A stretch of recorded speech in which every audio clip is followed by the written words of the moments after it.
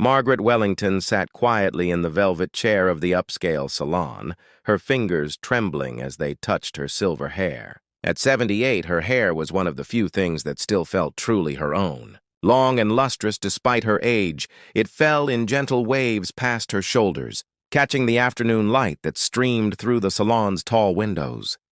She had been coming to this same salon for 15 years, ever since her late husband had first made his fortune in real estate. Back then, she had felt uncomfortable in such an expensive place, but Thomas had insisted. "You deserve the best, Maggie," he would say. "You've earned it." Now, 3 years after Thomas's death, Margaret still came here once a month. Not because she enjoyed the luxury, but because it was one of the few places where she felt connected to happier memories. Her son Michael paid for everything now, of course. At 35, he had inherited his father's business empire and multiplied it several times over. Margaret heard the clicking of high heels approaching across the marble floor. She looked up to see Sophia, Michael's girlfriend of 8 months, walking toward her with a confident stride. Sophia was beautiful in the sharp, modern way that seemed to define success these days. Her own hair was cut in a severe bob that framed her angular face perfectly. "Mrs. Wellington," Sophia said, her voice carrying the kind of authority that came from running corporate boardrooms. "I'm so glad you're here. We need to talk." Margaret smiled politely, though something in Sophia's tone made her uneasy. "Of course, dear. Is everything all right?" Sophia pulled up a chair next to Margaret's and leaned in close. "I wanted to discuss your appearance for the charity gala next month. Michael and I have been talking, and we think it's time for a change." "A change?" Margaret asked, confusion clouding her gentle features.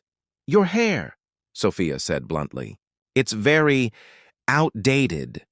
For someone in your position, the wife of Thomas Wellington, the mother of Michael Wellington, you need to look more sophisticated, more modern."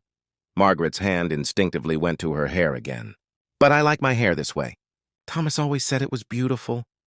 Sophia's expression softened slightly, but there was still steel underneath. "I'm sure he did, but Thomas isn't here anymore. You need to think about Michael's image now. When people see you at public events, they're seeing a reflection of his success, his judgment." The words stung more than Margaret had expected. She had always tried to be supportive of Michael's career, to be the kind of mother he could be proud of. But she had never imagined that her appearance was somehow letting him down. "What did you have in mind?" Margaret asked quietly. Sophia smiled triumphantly and gestured to a stylist who had been hovering nearby. "This is Andre. He's going to give you a complete makeover. Something chic and age-appropriate. Trust me, you'll look 10 years younger."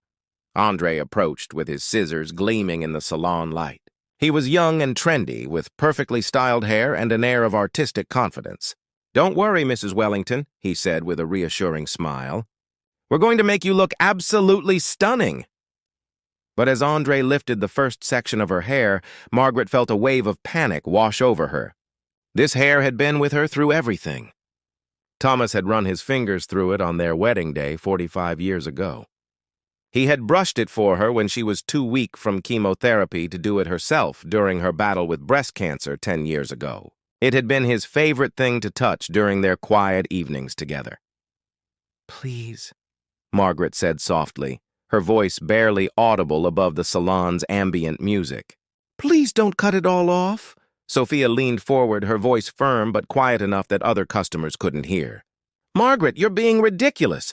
It's just hair. It grows back." "But it won't grow back like this," Margaret said, tears starting to form in her eyes. "Not at my age. This is all I have left of him." Andre paused, his scissors poised mid-air, clearly uncomfortable with the emotional tension that had suddenly filled the space around them.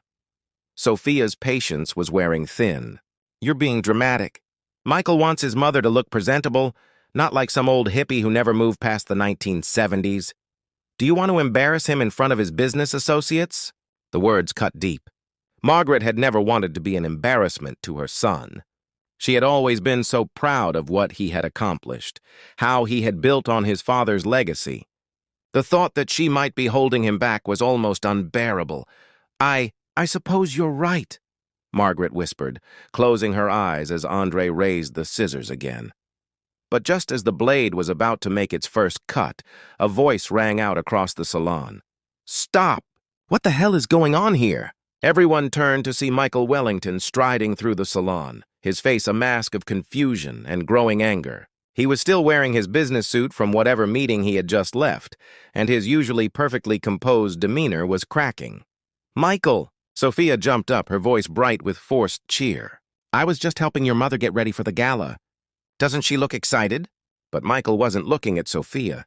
He was staring at his mother, who sat in the chair with tears streaming down her cheeks, looking smaller and more fragile than he had ever seen her. "Mom?" His voice was soft now, concerned. "What's wrong?" Margaret tried to wipe away her tears, not wanting to cause a scene. "It's nothing, sweetheart. Sophia was just...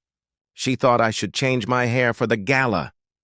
Michael's eyes moved from his mother to the stylist holding scissors, then to Sophia, who was suddenly looking less confident than she had moments before.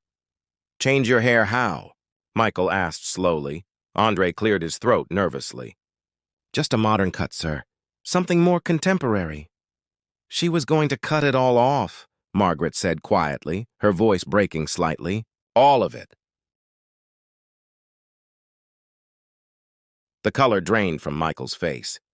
He stared at his mother's long, beautiful hair, and suddenly he was 8 years old again, watching his father carefully braid it before they went to church on Sundays.